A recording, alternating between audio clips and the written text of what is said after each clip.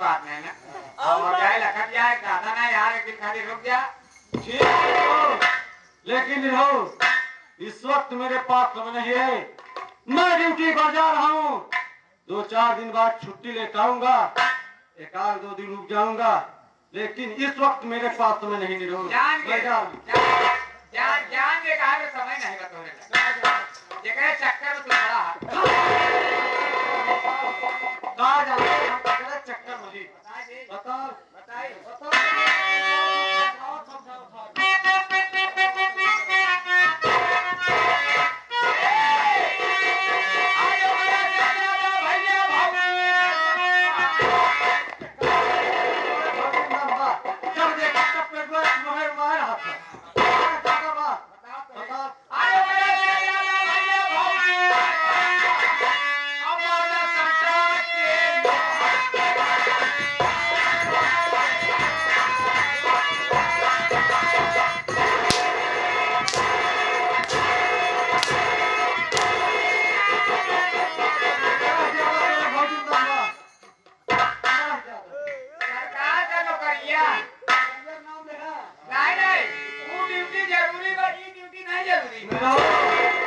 आज के युग में दोनों ड्यूटी जरूरी है।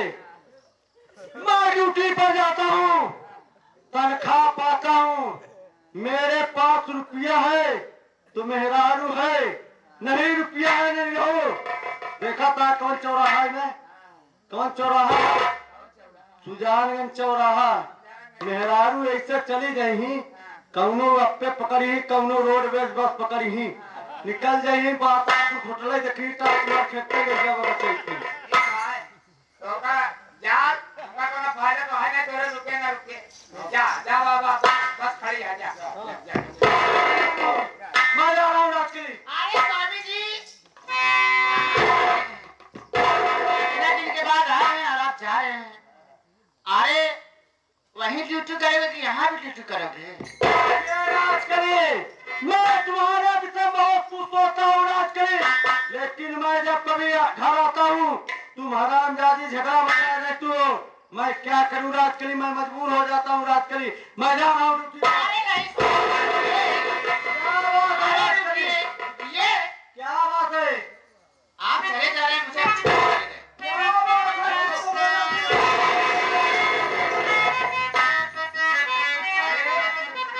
जब जाता तो मेहरात का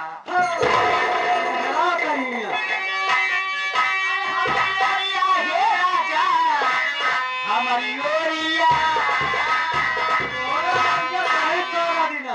जब देखा तो भूल भूलिया बाहर के चौराहा पहुंचा रही।